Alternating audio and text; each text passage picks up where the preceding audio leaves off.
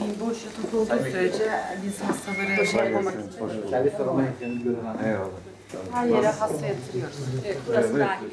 Hocalarımız ilgileniyoruz.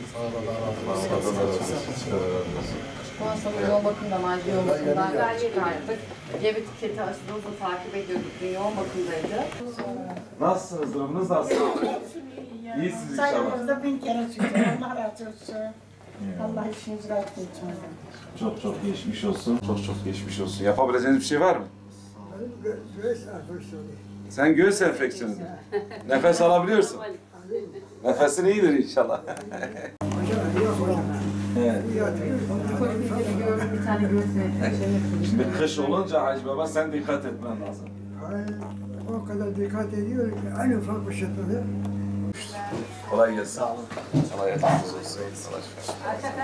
Razı olsun. Teşekkür ediyoruz. Kolay gelsin size. Allah size güç kuvvet versin. Sağ olun.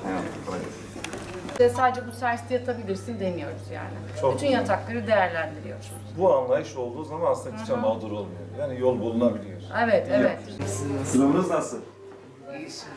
Eyvallah. Sen neyin var? Ben bademcik ameliyatı oldum. Bademcik ameliyatı olmuşsun. Allah şifa versin.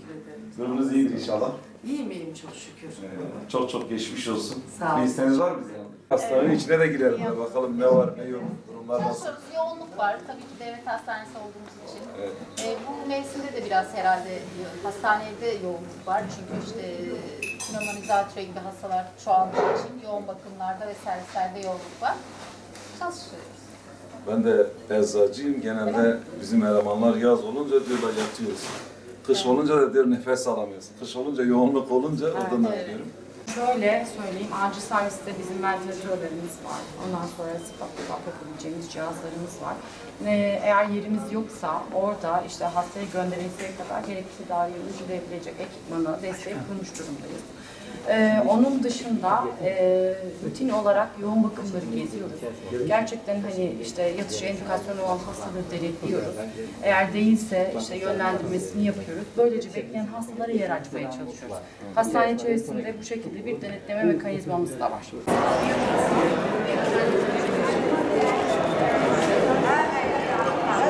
Yani yaşam olarak çok güzel. Yani her şey var. Yani Kız kardeşi eşi nerelidir? Diyarbakır'da. Neresi? Dicle. Hemşerim çıktı. Ben de Dicle'liyim. Öyle mi? Bana çünkü aklına çıkacağız. Belki özellikle anne babaların tedirgin olduğu işte biri bilmesin. Bizim çocuğumuz uyuşturucu tedavisi almış. Şimdi hepimiz diyelim anne babayız. Biz kızımızı veya oğlumuzu uyuşturucu kullanan biriyle evlenmesini ister miyiz? Tabii istemeyiz. İstemeyiz. Yani bu da hayatın bir gerçekliği. Evet. İşte bundan dolayı çözüm benim dediğim yere geliyor. Bu uyuşturucu bataklığını kurutmak. Kurutmazsanız tüm çocuklarımız bu potansiyelle karşı karşıya. Hatta zamanın birinde diyor bir profesör işte çok kendini yetiştirmiş, olgun biri ve olgun bir kadınla evleniyor. O da bu konuda profesör, yetişkin yani olgun bir kadın. Diyor evleniyor, sonra çocukları oluyor. İşte çocuğunu okula gönderiyorlar. Ve çocuğunu da çok iyi yetiştiriyorlar, eğitimli bir aile. Ve çocuk diyor gidiyor okulda bir şekilde bıçaklı saldırıya uğruyor, ölüyor. Kendi aralarında diyor konuşuyorlar. Biz diyorlar nerede yanlış yaptık? Ben diyor düzgün bir şekilde onu eğittim. Sen düzgün şekilde eğittim. Hatta halal rızık da yedirdik. Yani hiçbir haram da çocuğumuza bulaştırmadık. Evimize sokmadık. Ama çocuğumuz öldü. Burada bir yanlış giden bir şey var. Ve en son diyor şu sonuca varıyorlar. Diyorlar ki biz evet kendi çocuğumuzu değil, toplumu yetiştireceğiz.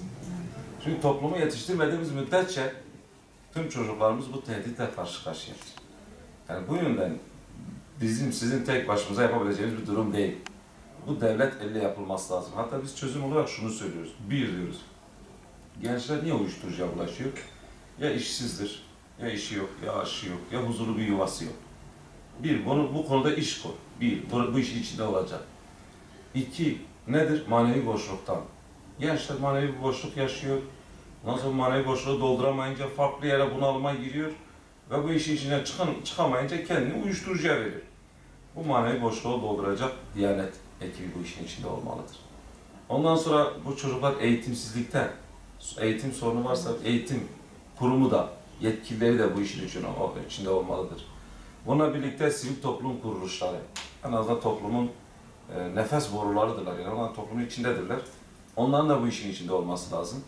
Tabii polisiye tedbirler de yani emniyetin de bu işin içinde olması gerekiyor. Şimdi bu konu organizeli yani bir koordinasyon içerisinde bu uyuşturucuyla mücadele yürütülmezse yine olan bizim evlatlarımıza oluyor.